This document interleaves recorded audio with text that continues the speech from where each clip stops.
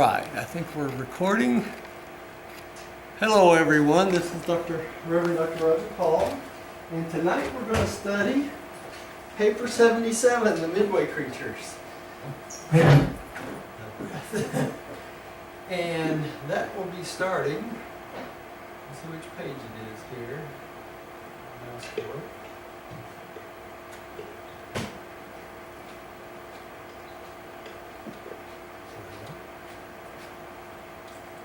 That's page 748.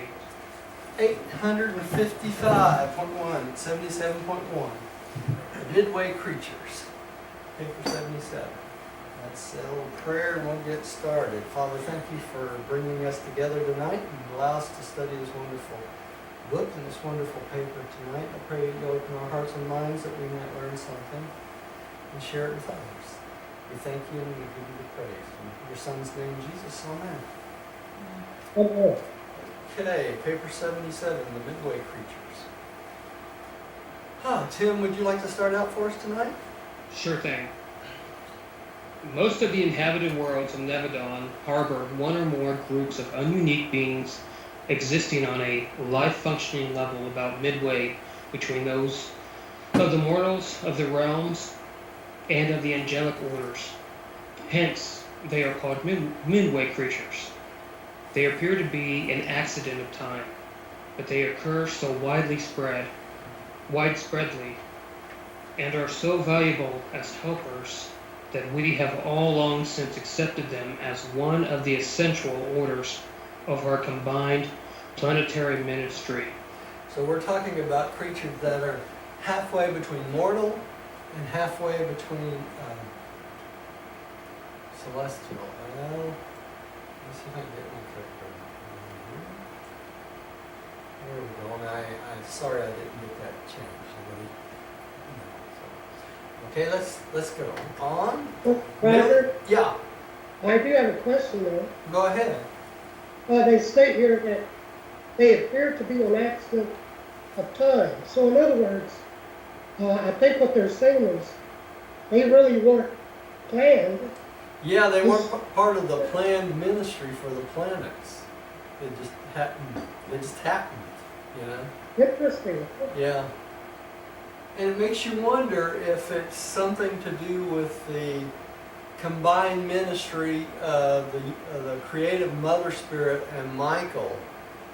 It's just a flourishing of their creative abilities that is kind of a mystery, maybe even to them, you know.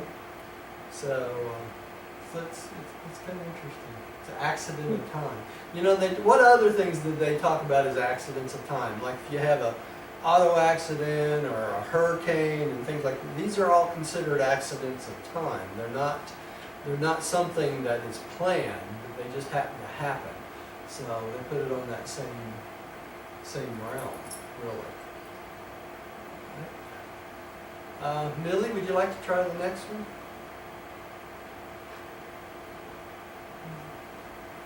Yes. Oh, thanks.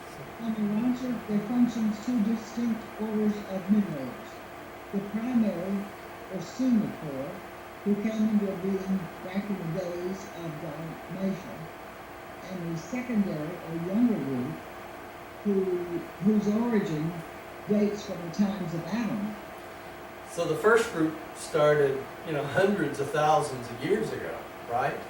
Over 250,000, maybe even far back as 400,000 or 450,000 years. And the secondary group came into being about 39,000 years ago, right? With Adam and Eve. So the primary midwares are the offspring of the planetary biologic uplifters. No, the planetary biologic uplifters are Adam and Eve, right? The second midwares? Secondary midwares are the children of them, those. Correct, and the primary are the corporeal staff, correct? That's correct.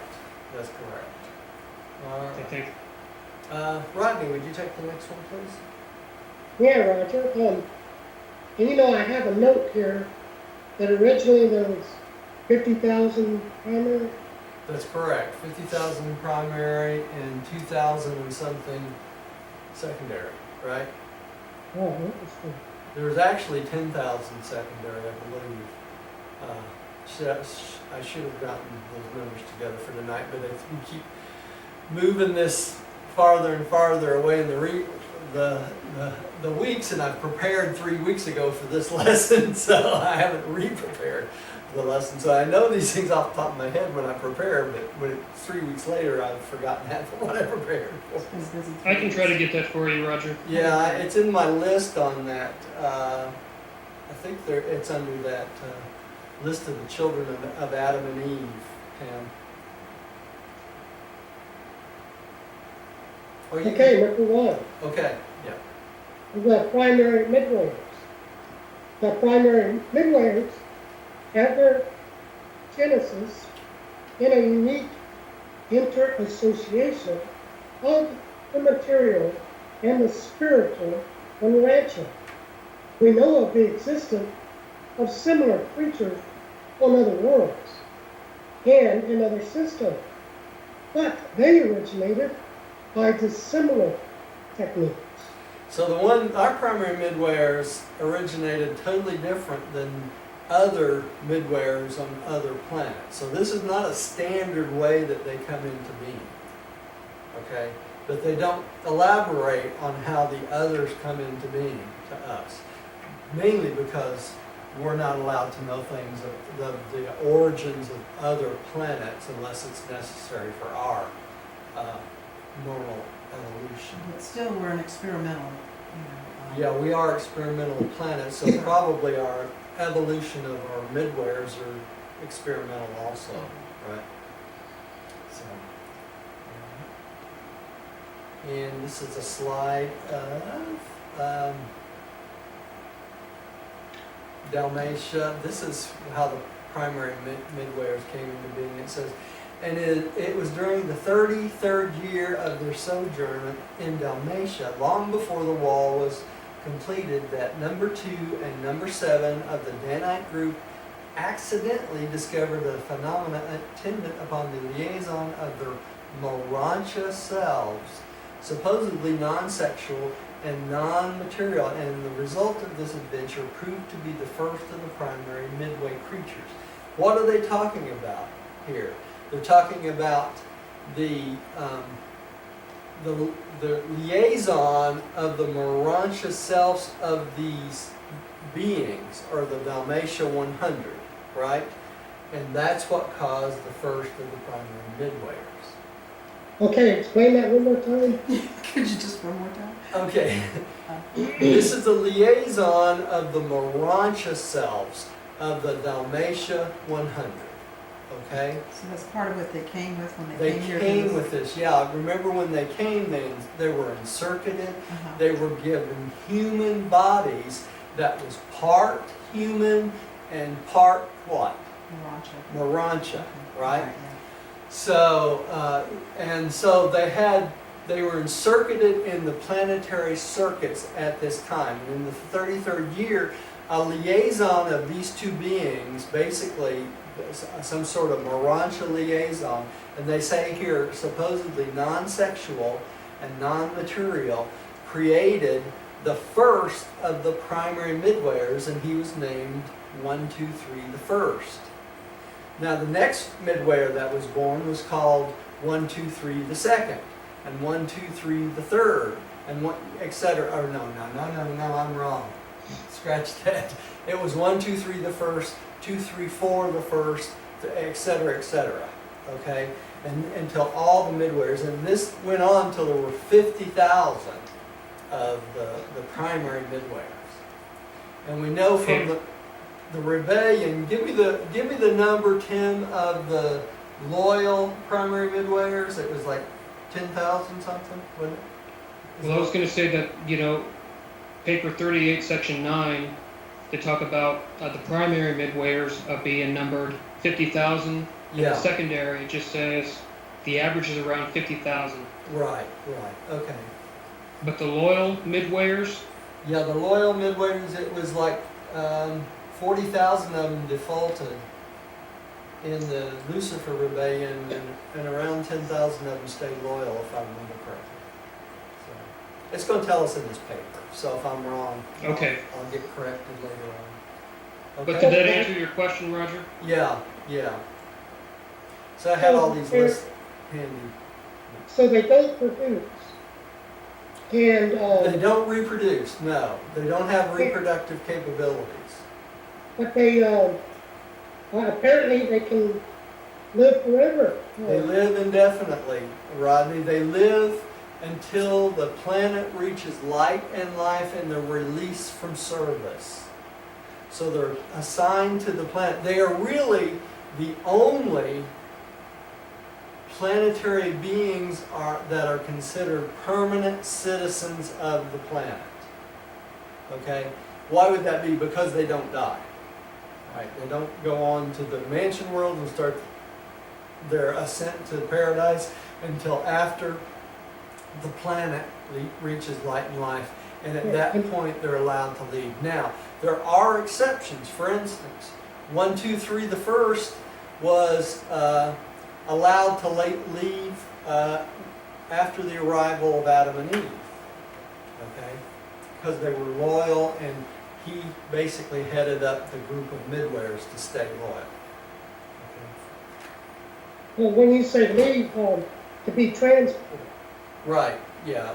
Be transported to the mansion worlds. And at that point, they start their paradise career just like we do. And at that point, they're also given what? A thought adjuster, because they're not given a thought adjuster as permanent citizens to the planet.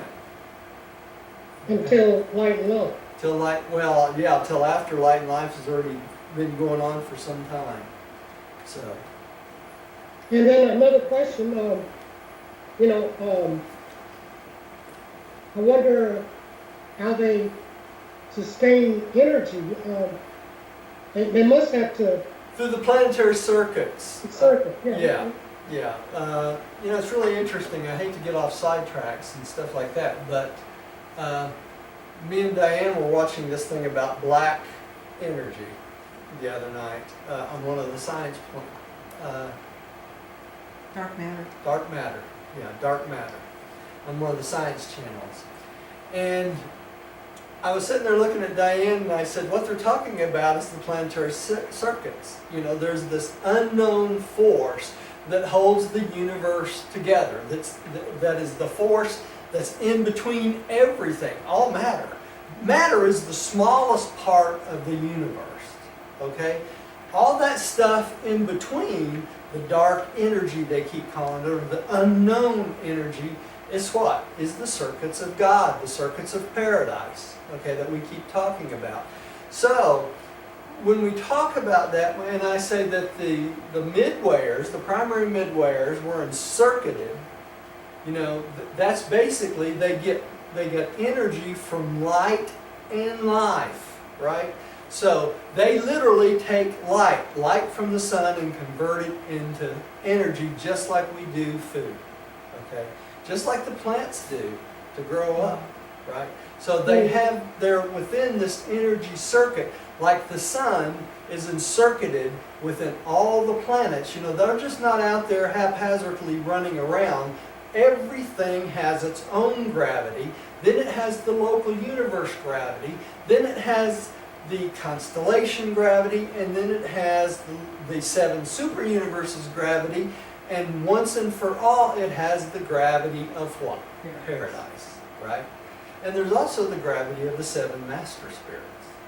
So all this stuff they're talking about as dark matter, or things they don't understand, is the deity connection to the universe. And it probably is protected by the darkness, because It is. Yeah. And they don't know about it's not really dark. It's not really dark, but they know about the dark planets. Some of them are perceived as black holes, but there are dark planets that absorb all light, right? And some of the dark planets are the stabilizing factor in all the universes, right? So I don't want to get too far off, but the way that these basically these beings stay alive is they take the energy from the circuits in the sun, and that's what gives them energy to live indefinitely. They don't have to eat, basically. Hey, Roger. Yeah, To answer your question about disloyalty, secondary midwayers, yeah, paper 7772 says the original number of secondary midwayers was 1,984, and of these, 873 failed. right. The secondary midwayers, does it say? That's correct. Yeah, yeah, okay, Research complete. all right, Thank you, Tim. thanks, Tim. Yeah, I knew it was in that list. Okay, let's keep going here. We'll get too far off course and I get preachy too much. Okay, who's up? I think you were. It is well always to bear in mind that the successive bestowals of the sons of God on an evolving planet produce marked changes in the spiritual economy of the realm, and sometimes so modify the workings of the inner association of spiritual and material agencies on a planet as to create situations indeed difficult of understanding. The status of the 100 corporeal members of Prince Caligastus' staff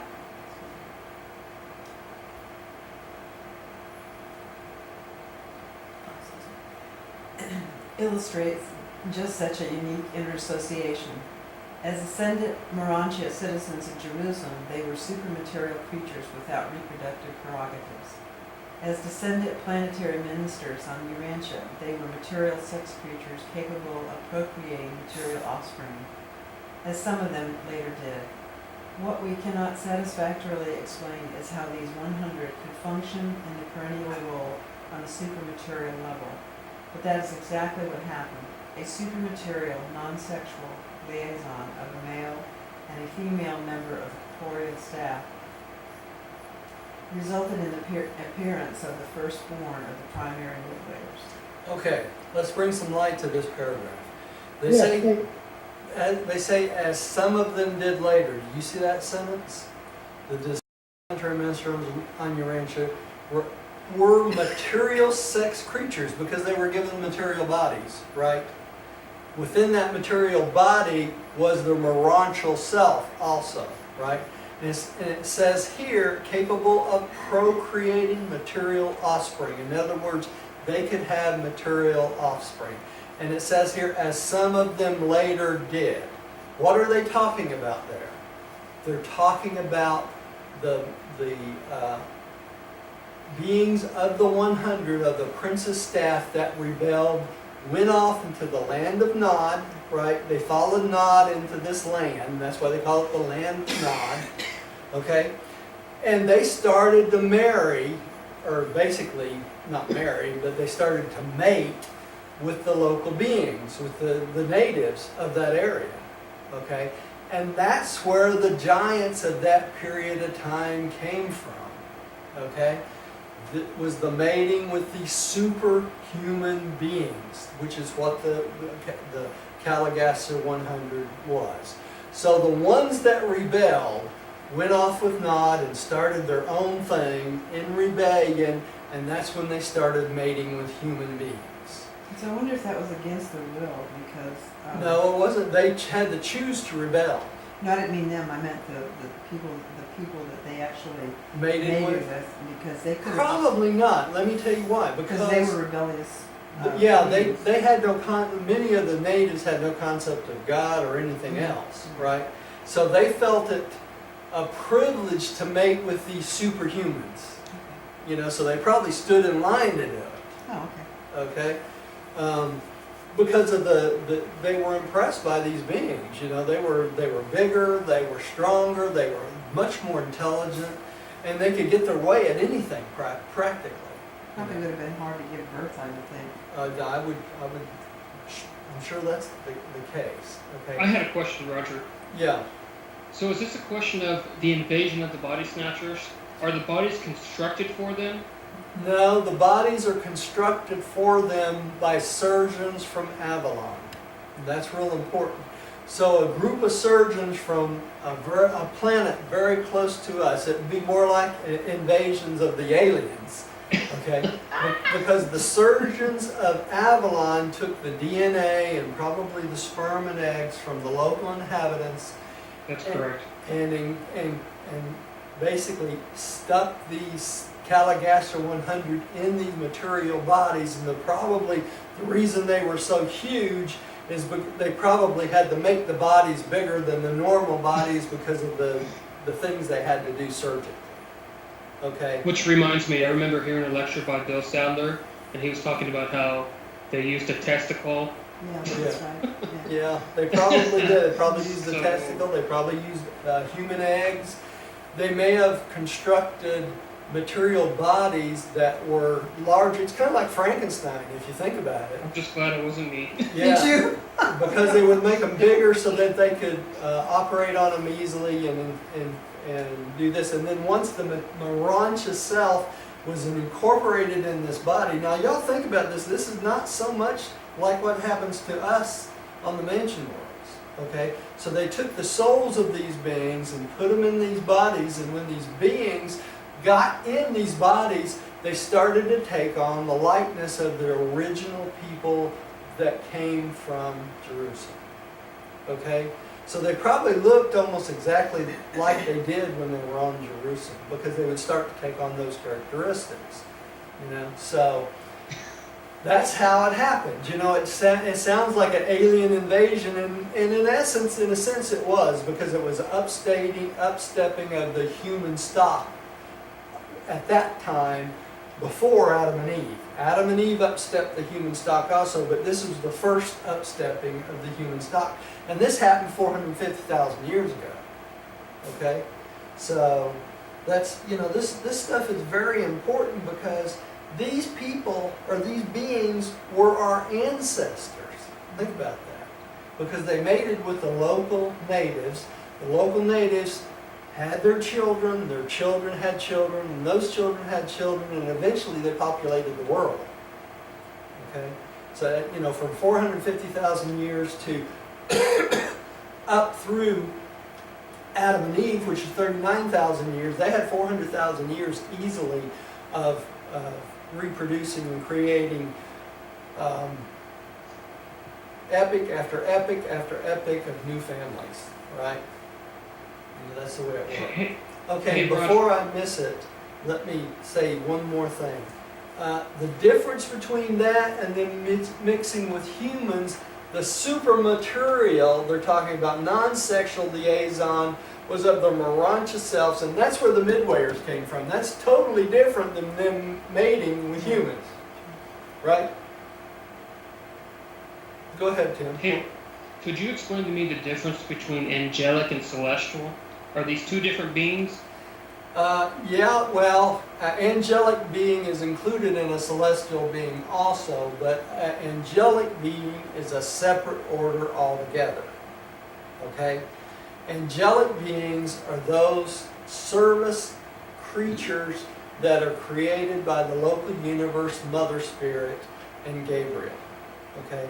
And these are the service-oriented beings that help us along. Those include all the seraphim, the cherubim, you know, all the angels, the whole core of angels.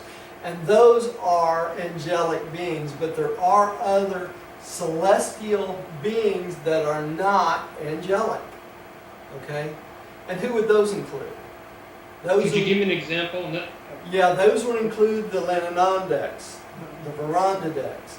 All of the descending sons of God would be considered celestial beings or superhuman beings. They're not human. Okay? What about super universe personalities? Can you also label them? Yeah, they're considered, most of them are considered angelic beings. Not angelic beings, I'm sorry. Celestial. Celestial beings. Celestial. Right. Which are different than angelic beings, right? Angelic beings are created for a specific purpose. Celestial beings are created for a totally different purpose. And angelic beings oftentimes become part of the ascension plan. They do. Angelic beings can earn the right to go on the ascension plan, which the angelic ascension plan is different than the human ascension plan. Okay? And that's important to know too, because we're talking about beings that spend eons ministering to other beings. So they're on a totally different level than us. Oh, yeah. But don't the seraphim also get to participate in the ascension career? And they're considered angelic? They do, but that's what I'm talking about. They do an angelic ascension career. That's correct. Yeah. So it's a totally Okay. different ascension career. It's just like ours. It's just a different pathway. You know, in the book it talks about when you get to Jerusalem, you start studying different ways which path you want to take on your ascension career. There's many ways to find the Father, and there's many paths to get there.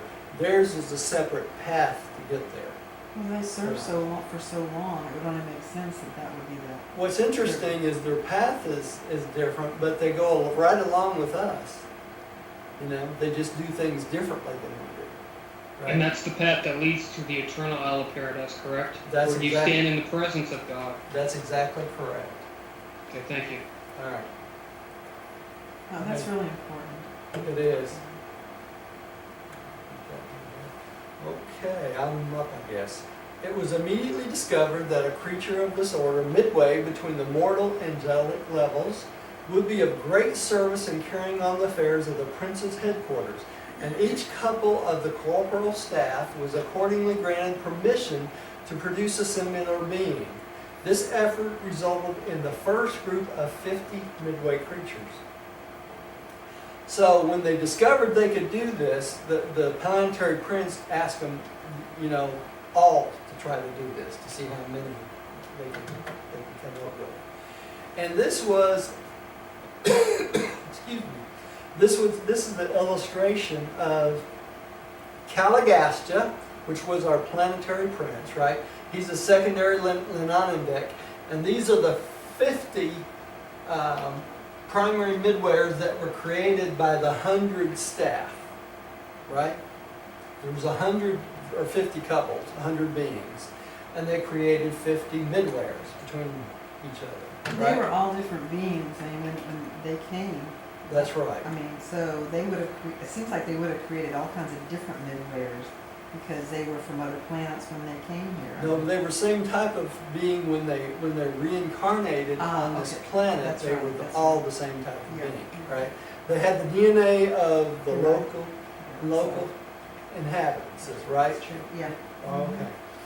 All right. So, Tim, would you take the next one, please? After a year of observing the work of this ununique group, the planetary prince authorized the reproduction of midwayers without restriction. This plan was carried out as long as the power to create continued, and the original core of 50,000 was accordingly brought into existence. Okay, so that's where the 50,000 original midwayers came from, right? All right. And we're going to find out later 40,000 of them rebelled. And this is a slide of the supposed to represent the creation of the 50,000.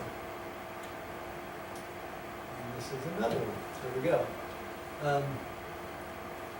And let me read you part of this slide.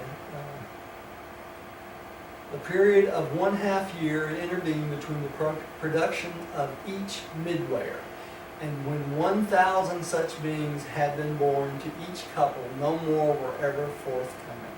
So each couple had 1,000 midwayers, and it took 1/2 year between each one. Every 6 months they could have another one, right? And this went on until 50,000 of them were created. So that was a long period of time before all of them. And this is a slide of, this is the slide I was talking about. This is of what I was, Numbers. the numbers I was referring to. And you can read this at your leisure, unless you want me to read the important parts here of it. Yeah, that would be cool. I Okay. can't really read that. It's very small. Okay, the primary groups is uniformly derived from the mortal staffs of the planetary princes. All inhabited planets have 50,000 primary midwayers. There were 50 couples of ascendant mortal parents. The first series begins with 1, 2, 3, the last ending with 148, 149, and 150. So they're numbered successively. That's their names, okay? For each of these parents, the firstborn is called the first, the secondborn the second, etc. The primary midware born of any parents is the 1,000th or the last. The primary midwares were born 500,000 years ago. That's 500,000 years, right? The primary midwares absorb and expand energy by the angelic technique using the mind and spirit circuits. Y'all catch that? They get energy from the mind and spirit circuits. That's what? That's paradise circuits, okay? Or celestial circuits. The secondary midwares absorb light energy by the Adamic technique. In other words, they absorb energy directly from light or from the sun, okay? Their bodies are spiritually circuited for mobility and transport, but are controlled by the Morancha mind. On inhabited planets, primary midwares can cooperate both Morancha and spirit energy controllers and utilize mind circuits for communications. In other words, they can communicate across the mind circuits with each other, okay? Which is very handy for communication on the planet. Because of their ability to utilize mind circuits, they serve as the intelligent core of the planet. Also, they are the custodians of the planetary history. That's why they were in charge of writing the book, right? Especially the life of Christ. They can utilize Morancha and borderline spirit energy and work with the aid of the respective controllers. The secondary midwares can manipulate only physical energy by utilizing the facilities of the physical controllers and manipulators. So if they want to do something physical, they have to do it in conjunction with the mechanical physical controllers, right? Okay. Morancha cherubim operate in Morancha worlds, but on inhabited worlds, they work with midwares. Secondary midwares are derived from the Adam and Eve and work for their regime. In case of default, the planet, they become wards of the system. After they are released from their age-long service, they are humanized and follow the ascension career together with their mortal brethren. The primary midwares eventually join various finaler cores, and primary midwares join the mortal core of finality. Secondary. And this is stuff that's been derived from a lot of different places in the book. Okay? This is not on one page in the book. That's what I wanted to bring you up to date on all these. So they were the actual eyewitnesses to Jesus' life, and that was a primary midway or secondary? Secondary. Well, the primary midways are too, but the physical bringing this into being was the conjunction of the secondary midway. Well, actually, it was the joint core of midwayers that brought the book into being. So it was primary. So it just wasn't a watch care of Andrew that was recorded on this. It had been more than one secondary midwayer? Yeah, all of them, Tim. Okay. The record they use, the watch care of Andrew was the original record they used as a starting point. Okay, everything was recorded. So they went back and tweaked that according to what Jesus wanted us to know about his life. Okay, because it was initiated by who? Jesus, Christ Michael. Okay, and so it was the joint midwares that brought the book into being. Okay, that's why they say in the book that Jesus was the Word of God come to life, right? He was the incarnation of the Word of God. The Urantia book is the Word come to book. That's the way they state it. In other words, it is the Word of God come into a physical existence in the form of this book, and it was authorized by Jesus himself. Okay, that's why it's so important. Okay, does that answer all the questions there? I hope. Well, most of them. Yeah. Roger, Yeah. where can I find that last paper you were just reading from? It's in the slides, Rodney. Just download the slides. It's slide number 14. But where in the book does it come? Oh, It's com- various places in the book. If you go Well, to, It's a compilation. it's a compilation. I took it from a bunch of different places in the book. Okay, you created that. Yeah, that was not in the book itself. No, that was created. It was probably from resources I got off of Square Circles. It was probably out of resources I got out of the book itself and off of papers, notes, and things like that. So, Okay, that's cool. yeah. So basically, Roger, from the New Testament, we're getting just bits and pieces because it was really created by Peter and Paul. Right. Yeah, we're getting bits and pieces of the story as they could best remember it. And we're But, actually getting eyewitnesses from the Midwayers. right. Secondary.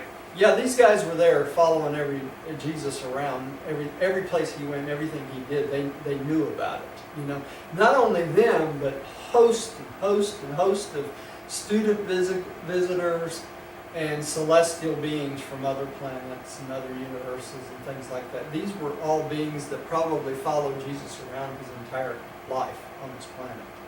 You know, And it's because- wonderful too because you actually get the name of Jesus, Yeah. which was Joshua ben Joseph, because there's so many other references to his name. Oh yeah. If you think about it, the greatest gift we got to this planet after Jesus was his book. It's the greatest gift we could have ever got anywhere, you know. And, That's correct. uh, and when people just shove it off as, you know, they don't believe it's true and all this, you know, it hurts. You know, it really Yeah. does. Someone who's read it and know that it's the truth and believes it, you know. And we are supposed to take it non-offensively when people do that too. And it's very hard to learn to do that. It takes a lifetime to do that. You know. 'Cause if it was up to me, you can ask my wife, I would be more like John the Baptist. I'd get out there and fight. You know, if you could scream it from the mountaintop and make it work, you know, I wouldn't mind doing that at all, you know, because it's that important. But that's not the way we're taught to bring it into being. You know, that's not Jesus' way. So we're taught to share it one-on-one. Taught to share it one-on-one, taught to share it in each religion, taught to share it like Jesus. We can look at the life of Jesus and how they went church to church, house to house, person to person, and that was our example of ways to spread this book. But how would you start, Roger? Let's say if you walked into a Catholic. Just like you do it, just like the Mormons do it. You know, you take the young people. The young people are the future. Put them on, give them each in pairs and missions to go out and spread it, and it would spread like the Mormon Church has. You know, one of the biggest churches out there. But we have leaders in key positions that don't agree that that's the way it should be done. See, I think it would be good to have tables set up at on college campuses. Oh, there's thousands of ways You to know, spread the book. because And, that's the minds of our future. yeah. And why they're so eager to seek the truth and to grow, and they're so fresh. Yeah, we got young people that's minds are on fire for spiritual development right now.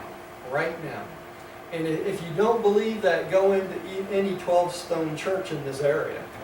If you don't think they're on fire in there, you're looking in the wrong place, because they are. Those young people are ready for spiritual knowledge. That's all there is to it. Many of them will turn to the book, I feel like. Yeah, because they they're- will eventually Eventually, turn to the yeah. book. It's just that we need to have teachers that'll teach the book. That's why we do this every week, is we want to train more teachers. We want to get people to read the book and teach themselves, if nothing else. And we eventually a religion will develop around this, and more teachers will develop around this, and this book will come on fire. Sooner or later, it will start spreading like wildfire. And we could do it just like Jesus, where he started asking people questions first, Yeah. and then eventually led to us answering those questions. Well, he has given us an example, Tim, on what we're supposed to do, and today's leaders to date have not understood we're supposed to learn from the example in the book. That's what we're supposed to do. And we're still not doing it. So it will come to pass, though. when the creator of our local universe makes a decision something will be done, it will be done sooner or later. That's true. It may not be done in our lifetime, but it will be coming. And we got teachers out there right now that are doing what we do, teach the book, that do it exhaustively, and they will not see in their lifetimes the fruition of their work. It's just, it will not happen in their lifetime, but it will come. So for all those future listeners and listening, we love you. Yes, we do. And that's why we do this, That's right. you know, because it's a lot of work to do it. It really is. It's not for the weak of heart at all. I can tell you that. Okay, let's keep going. It's Millie's Millie, I true? think we Oh, are. I'm not sure. I think I Mom. think I must have taken a nap. I don't see a paragraph that ends in it that often work together in such pairs. I remember that Tim read, after a year of observing the work of this unique group. Yes, I read that. Okay, let me mention something here. I want to read this. I want to read this. Roger, you got the wrong paper up there. Yeah, I know. I put this in here for a reason. Oh, All right. This is from 864, paragraph 4. Okay? And it says here, both orders are non-material beings as regard nutrition and energy intake, but they partake of many human traits and are able to enjoy and follow your humor as well as your worship. This is talking about the angels. When attached to mortals, they enter the spirit of human work, rest, and play, but midwayers do not sleep. Neither do they possess powers of procreation. So the midwayers never sleep. They don't go to sleep at all. In a certain sense, the secondary group are differentiated along the lines of maleness and femaleness, often being spoken as he or she, and often work together in such pairs. Hey, Roger, could you explain energy intake again? Yeah, energy intake is from the paradise circuits, the mind circuit and the spirit circuit. And they take energies from those circuits, and that's how the primary midwayers gain nutrition to live indefinitely. Okay, they don't have the tree of life because they're not physical, right? The secondary midwayers take energy from the circuits also, but they also take light energy and convert it into energy also. Why is that different for the secondary midwayers? Because the secondary midwayers are closer to humans than the primary midwayers. Okay, so they have more of a physical element. you So say when you that. say spirit circuit, is it the infinite spirit or mother spirit? The infinite spirit. Okay. Okay, I say the infinite spirit, Tim, but everything that comes through this local universe comes through the local universe mother spirit also, right? Even though it originates from the infinite spirit, because this is her local universe, it's stepped down for her local universe. She controls it. Right? That's correct. Okay. Thank you. All right. Okay. Let's keep going. Millie, would you take this one? Yes. A period of 1/2 year intervened between the production of each midlayer, and when 1,000 such beings had been born to each couple, no more were forthcoming, and there is no explanation available as to why the power was exhausted upon the appearance of the 1,000 offspring. No amount of further experimentation ever resulted in anything but failure. So they have a limit of 1,000 midwayers, and and it stopped. Right? That was it. There'll be no more. All right. Also, I want to mention something here. You know, I know I'm belaboring every point tonight, but I think this stuff is very important because it's not talked about anywhere else. Okay. When the midwayers that rebelled, they took away the possibility of all those beings helping us out all the way through light and life. So when the rebellion itself hurt our planet tremendously because of the celestial help we did not receive because we lost those midwayers, right? So that's important to know. So every being makes a difference in the universe. Every single human, every single mortal, every single midwayer, every single celestial being. The loss of one being is a great loss to all the universe, right? That can't be replaced. So it takes away from the supreme being, right? It takes away from the supreme being. That's exactly right. Okay, let's move on. Rodney, would you take the next one? Yeah, Roger. So a half a year and 1,000 offspring. Right. Um, So it took 500. Took 500 years before all the primary midwayers had been born. Make sense? Because they could only have one every 6 months. Okay. So just all the midwares combined, Rodney, took 500 years total.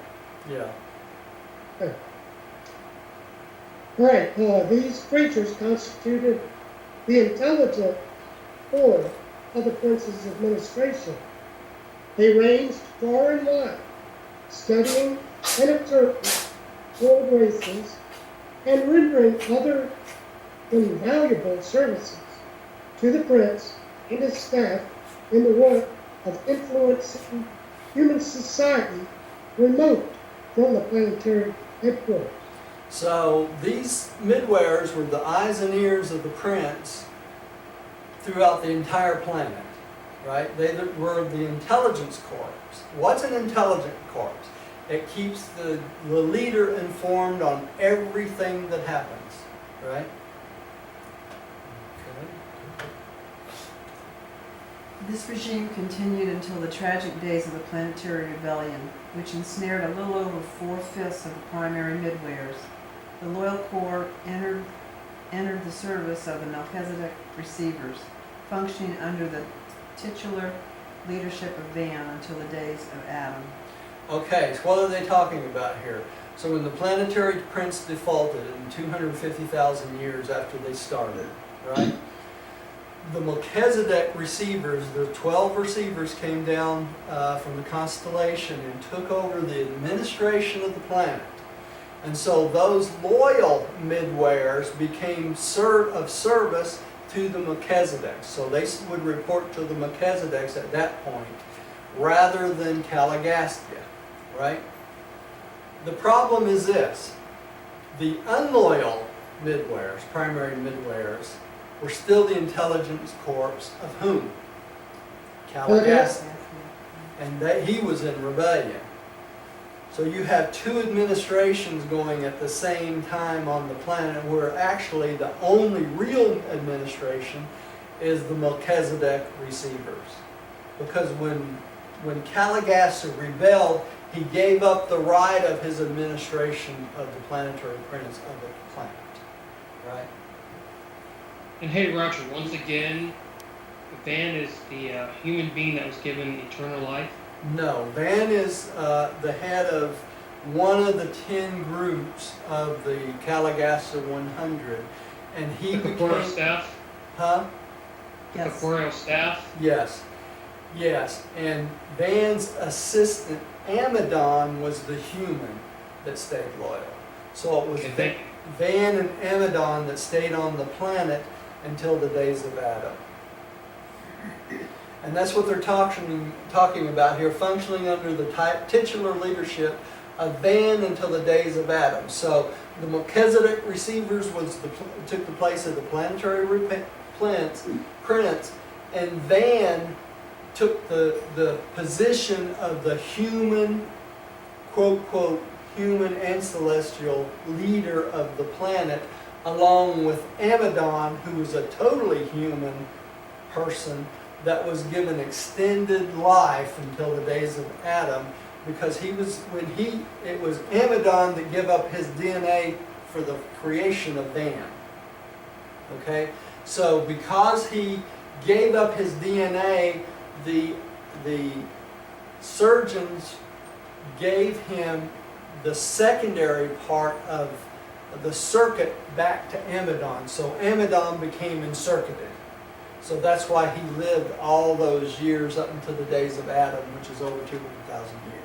Well, with the tree of life. Pardon me? With the tree. assistance- With the tree of life, but the only way the tree of life will work, Rodney, is if you're encircuited, right? Part of the circuit. Right. So Van and Amidon, with the circuit and the tree of life, would live indefinitely. And all the tree of life does is regenerate the cells and makes them new over and over and over and over again. So, make sense? Yes, interesting. Okay. Who's up? Me. Number 2, the Nodite race. While this is the narrative of the origin, nature, and function of the Midway creatures of Urantia, the kinship between the two orders, primary and secondary, makes it necessary to interrupt the story of the primary Midwayers at this point in order to follow out the line of descent from the rebel members of the corporal staff of the Prince Caligastia from the days of the planetary rebellion to the times of Adam. It was this line of inheritance which, in the early days of the Second Garden, furnished 1/2 of the ancestry for the secondary order of the Midway creatures. You got that? And it's going to explain how this happened, but I'm going to give you a quick overview of this. The descendants of the the descendants of the Caligastia 100, they mated with the local residents, right? They become part human, part human. And it was their descendants or their ancestry that gave the possibility of the secondary order of Midway creatures to come into existence. Okay, and that's what this is explaining.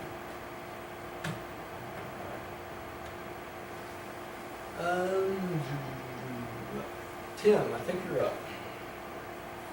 The physical members of the prince's staff had been constituted sex creatures for the purpose of participating in the plan of procreating offspring, embodying the combined qualities of their special order united with those of the selected stock of the Andon tribes, and all of this was in anticipation of the subsequent appearance of Adam. The life carriers had planned a new type of mortal, embracing the union of the conjoined offspring of the prince's staff with the first generation offspring of Adam and Eve. They had thus projected a plan envisioning a new order of planetary creatures whom they hoped would become the teacher rulers of human society. Such beings were designed for social sovereignty, not civil sovereignty. But since this project almost completely miscarried, we shall never know what in a Christian, how do you pronounce that? Aristocracy. Aristocracy, of being leadership and matchless benign leadership and matchless culture, the Urantia was thus deprived of. For when the corporeal staff later reproduced, it was subsequent to the rebellion, and after they had been deprived of their connection with the life currents of the system. So when they rebelled, they were cut off from the system, right? They became human. That's what they're talking about. So the life currents are what you just said? Yeah, the life currents of the system, which is basically they were cut off from the circuits of the system. Mm-hmm. They were encircuited before. Afterwards, they were no longer encircuited. Right? Well, Roger, could you sort of explain what was just read? Yeah, let me go back to it here on my. Yeah, no problem. On 856.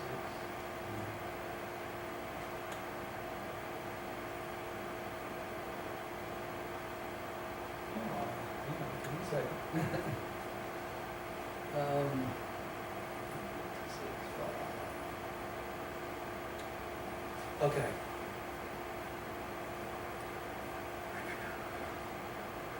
Okay, the plan was this, Rodney. The life carriers, because this is an experimental planet, okay, had a plan of, from the Caligastia 100, if they would have stayed loyal, they would have eventually created offspring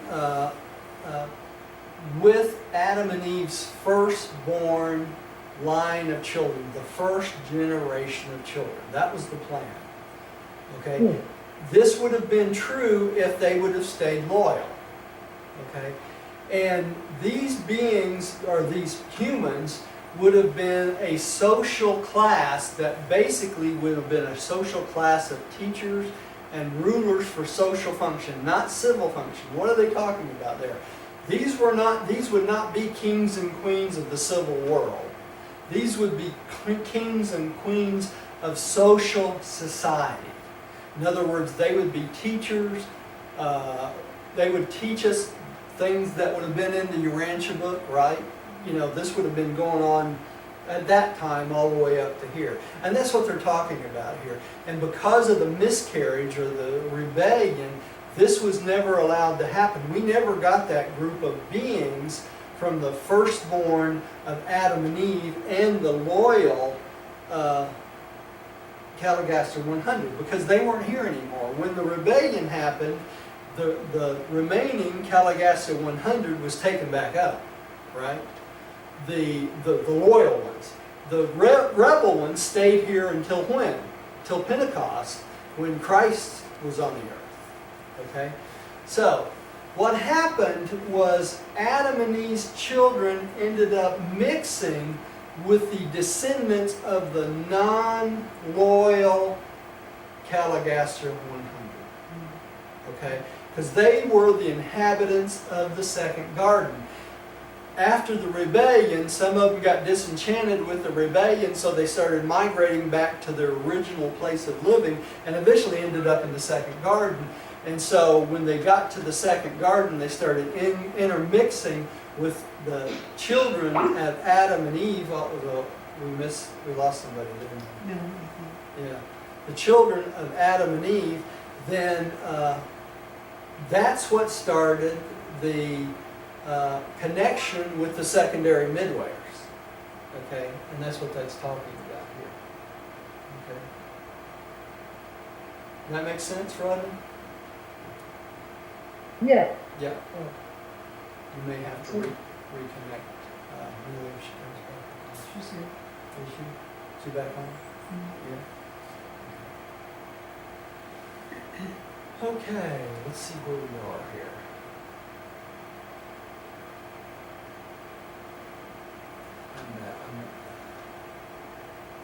There it is. There it is. Okay. 856.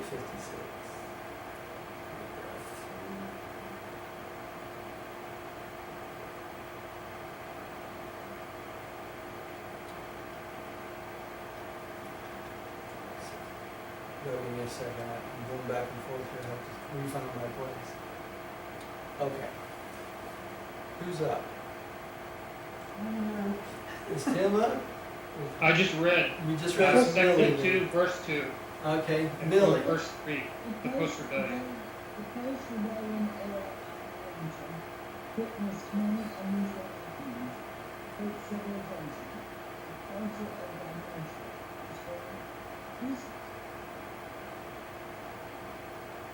The Nephilim, or Lodites, were on earth in those days, and these sons of the gods went into the daughters of men, and they bore to them their children, for the mighty men of old, men, but hardly sons of God. The staff of their early descendants were so guarded by the evolutionary laws of that distant day. Even their stature, Stature. Stature. Yeah. came to be magnified by the tradition. And this then is the origin of the well-known universal folk tale of the gods who came down to earth and there with the daughters of one to one an ancient race of heroes. And all of this legend became further confused with the race mixtures of the latter appearance of Adamites in the second garden. Okay, this is such an important paragraph. This is the paragraph that Ancient Aliens needs to read over and over again, because the men they keep talking about as the gods of old and that sort of thing comes exactly from this. Okay, this is where these legends and things came from. Okay, and it started when Dalmatia started falling apart. After the rebellion, Dalmatia, you had two groups of beings. You had the beings, the Calagasta 100 that went off with the tree of life because they stayed loyal, and then you had the other 60 that stayed around in the garden in Dalmatia, and basically it started falling apart because of the rebellion. Okay, there was no rule anymore. Okay, and you'll notice here it says the Nephilim or the Nodites when Earth in these days. There's legends and legends and writings. The Syrians wrote about them. Everybody wrote about the Nephilim. Okay, they considered them gods came down to earth, basically, and this is where this comes from. Okay, and they started mixing with the daughters of men. What does that mean? They started mixing with the local inhabitants and having children. Okay, and these are where the legends of the mighty men of old in the New Testament, over in the Middle East, and all these ancient writings, when they talk about these giants and these giant men and gods and things like that, this is where this comes from. Okay, and basically they became so important. Even their height was exaggerated. You know, so when you see the carvings on the pyramids and things like that of the everything from the Pharaoh all the way down through history, from the Sumerians and everybody else, they always made them bigger than the regular humans. Do you notice that? You know, because they were supposed to be gods. Okay, and that's why it says this is a well-nigh universal folk tale of the gods who came down to earth, and there with the daughters of men begot the ancient race of heroes. You know, it's sort of like one person telling another person a tale, and it goes on and on and on and on. And then these legends later become confused with the mixing of the races that appeared later with Adam's descendants, the Adamites in the second garden. Okay? The women were just as large as the men, so they just use that as a way of referencing it. But the men of renown, I mean, it was also the women of renown. It was the women of renown. Yeah, that's right. Because when the sons of God went to the daughters of the gods went to the sons. That's right. Or Remember, the Calagasta 100 was what? Half female and half male. So this worked both ways, right? So, kind of interesting. Were you going to ask a question? Yeah, go ahead. So where it says these sons of the gods, gods meaning the three deities, the universal Father, the eternal Son, and the infinite Spirit, that's who they're talking about? No. No. What they're talking about is the descendants of the Calagasta 100 who mixed with the local inhabitants. And that's what they're talking about, these sons of gods.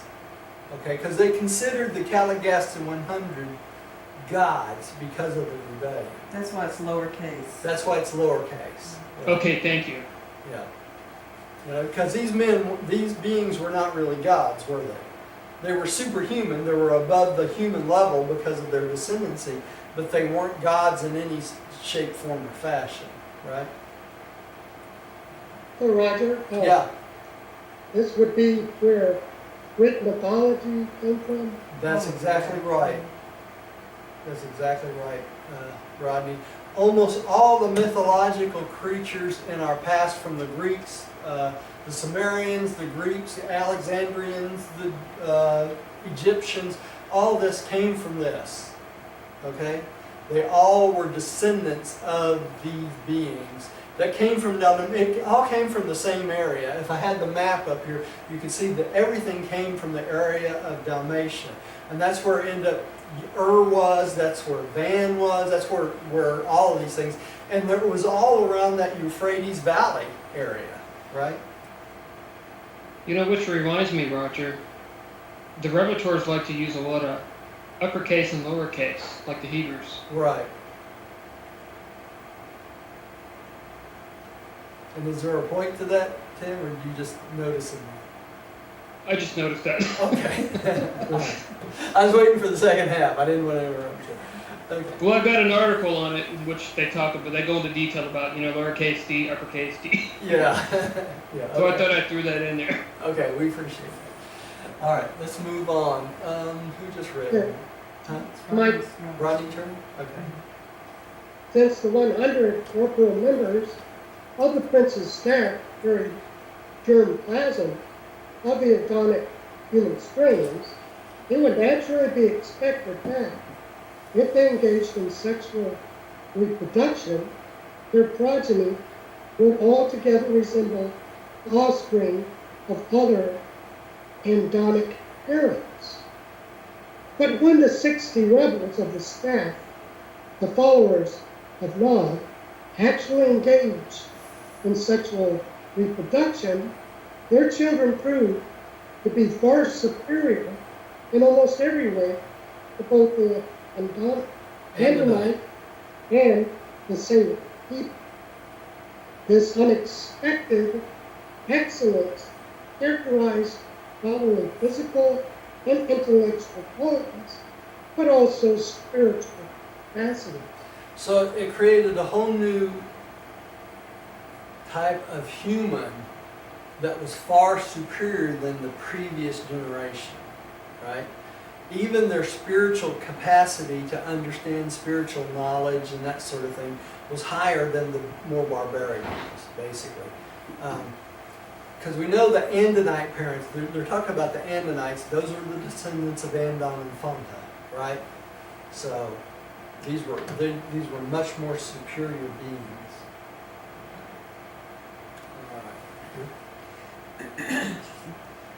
These mutant traits appearing in the first Nodite generation resulted from certain changes which had been wrought in the configuration and in the chemical constituents of the inheritance factors of the Adonic germplasm.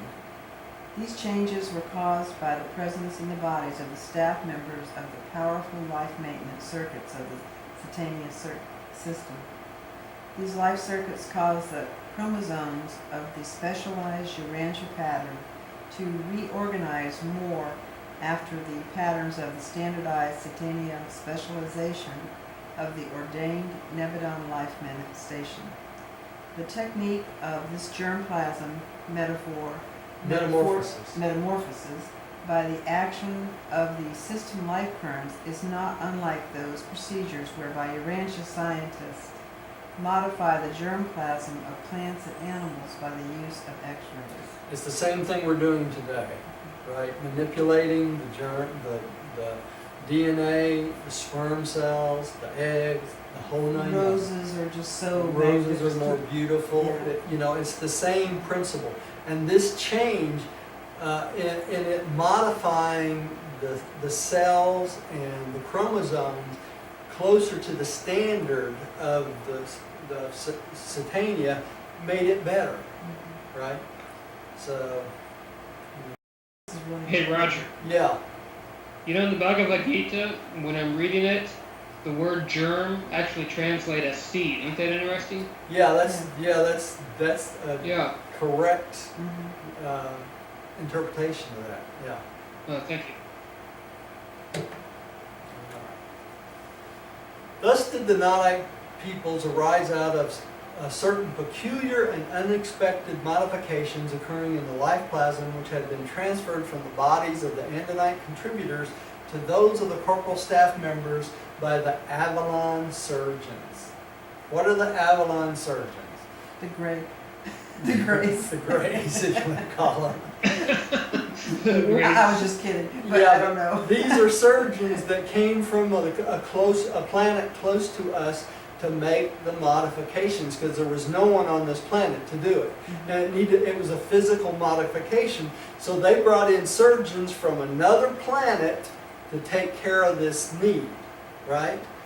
So when you're watching Ancient Aliens and TV shows and stuff, and you see the spaceships coming down and these guys working on people, that's basically what happened. Aliens in America. Aliens in America. Well, that's a fine answer, Diane. Yeah, you're welcome. Now, whether they're still doing it with all these beings all over the planet, I don't know.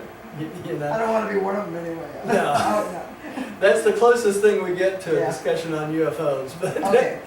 but Well, when you think about their atmosphere, I mean, think about how weird they look. yeah, really. But it says right here, these are staff members of the Avalon surgeons, and Avalon is a close planet to us. Okay? Well, Roger, Yeah. there's not a lot of information on Avalon, No. but now these surgeons, were they physical beings, humans? Yeah, they had to have been physical beings, Rodney. That's what I'm saying. They had to be brought here by transport of some type, right? Weren't they the same ones that brought Adam and Eve and put them back, reconstructed them? Reconstructed them. That we don't know for sure, but Okay. that would be a correct assumption, probably. But the transport that Adam and Eve came in was a seraphic transport. That wasn't a spaceship. Yeah, that's true. Yeah. Okay. That's a huge difference. Yeah. Yeah, big difference. Mhm. They Hey, Rodney. came in a seraphic transport, but somebody had to be here, whether it was a celestial being or one of these, something like these surgeons, to reinstate them into a physical being. And Adam and Eve, like the Caligasser 100, was given DNA from the descendants of this planet also. But we know Adam and Eve was what? Close to 8 foot tall, right? 2. Could Right? have been basketball players. Yeah. So it's kind of interesting.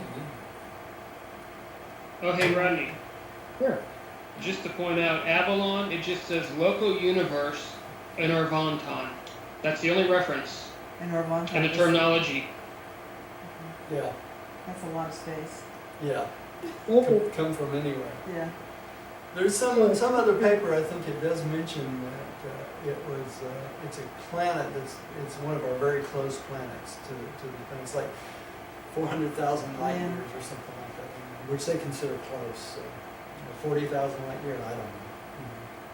So, but it's close by. All right, let's keep moving. Am I up again? Yes. Mhm. It will be recalled that 100 andinite germplasm contributors were in turn made possessors of the organic complement of the tree of life. 100, right? So that the Satania life currents likewise invested their bodies. The 44 modified andinites who followed the staff into rebellion also made it among themselves and made a great contribution to the better strains of the Nodite people.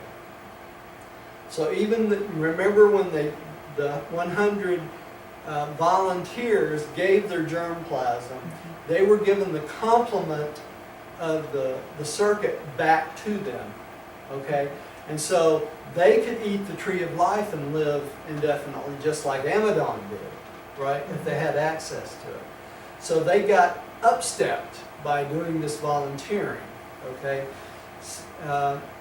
And so those that were upstepped, some of those made it, and they also contributed to the Nodite people into the future. And so in the book where it says that the rebellion, there were many great things that came out of it, that was one of them. That was one of them, Yeah. yeah.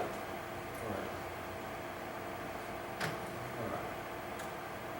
It's interesting in this paper how many different things of knowledge this gives you as you read through it. If you try to understand it, you can't just whiz through it and think that you're going to understand everything, but you study it, and a lot of it comes to light. And I think when you speak it out loud, and then you have other people inputting, it really adds a lot of It light really does. light energy to it. Yeah. I mean, that's the way we communicate intelligence. Yeah. It's through Yeah. Everyone Sure. learns, including me, you know. I Oh, mean, really? just, Including you too? yeah, just Oh, because my I leave the gracious. class doesn't mean that I don't learn something from every Oh, single I know, I mean, class, everybody does, too, yeah. you know. All right. Excuse me. Tim, I think you're up. These two groups, embracing 104 individuals who carry the modified andinite germplasm, constitute the ancestry of the Nodites, the eighth race to appear on Urantia, and this new feature of human life on Urantia represents another phase of the outworking of the original plan of utilizing this planet as a life modification world, except that this was one of the unforeseen developments. So this happened, but it wasn't a plan development, right? Kind of in a way, it was a result of the Adam and Eve experience, how, even though, Even though they went in default, things worked out pretty things good. still worked out, Yeah. which means it's good for us when we make our mistakes too. Yeah. Hopefully they'll turn out Exactly. somehow well. Millie, would you take the next one, please, too? The pure line from magnificent race is gradually linear, evolutionary to earth, and before long, great deterioration occurred. 10,000 years after rebellion, they have explained to the point where the average length of life is lower than that of evolutionary races. So because of the breakdown in the rebellion and everything, even these, some of these things that were better went away after about 10,000 years because even their lifespan started to get shorter. True, but it's still our history, so we have that to Yeah. benefit the knowledge It's still of in our that. DNA. Yeah. Yeah.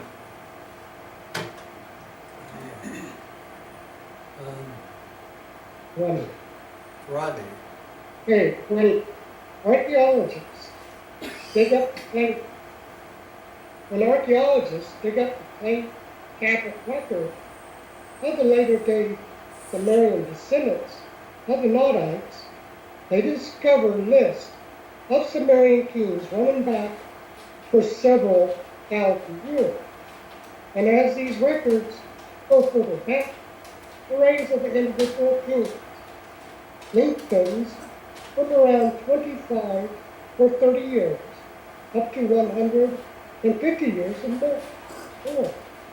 This lengthening of the reigns, these older kings, signifies some of the early product courtesy, immediate descendants of the Princess Star, did live longer than their later day successor, and also indicates an effort to stretch the boundaries back to Dalmatia. Okay. What's the big interest in the Sumerian kings? Because that is the records that we are most familiar with digging up that goes back the farthest, right? But it was the Nodites that came before the Sumerians, okay? So the Sumerian kings were the descendants of the Nodites. And so when they dig up the records and find out that some of these kings lived 100 and 150 years, it's because they were descendants of the Nodites. Okay, that's what they're explaining here. So there is a big importance of the Sumerians and the heritage and the stuff we can archaeologically find and dig up. It is important, but we have to remember all this came from the Nodites, and the Nodites mixing with the descendants of Adam and Eve, right? So,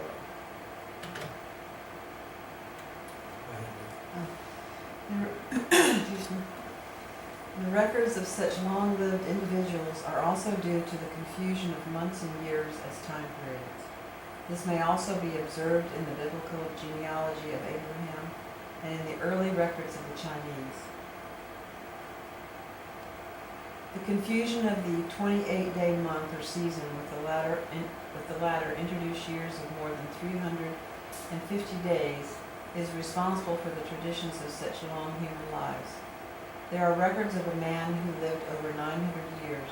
This period represents not quite 70 years, and such lives were regarded as, for ages as very long.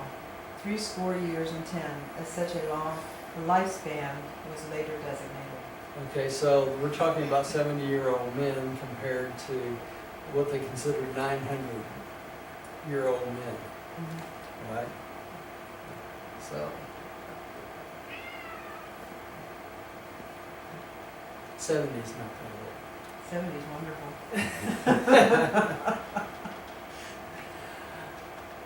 Yippee! Oh, I like it. My wife is 70. What?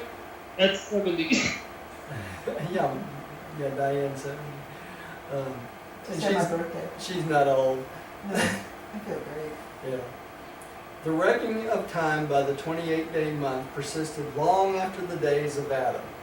But when the Egyptians undertook to reform the calendar about 7,000 years ago, they did it with great accuracy, introducing the year of 365 days.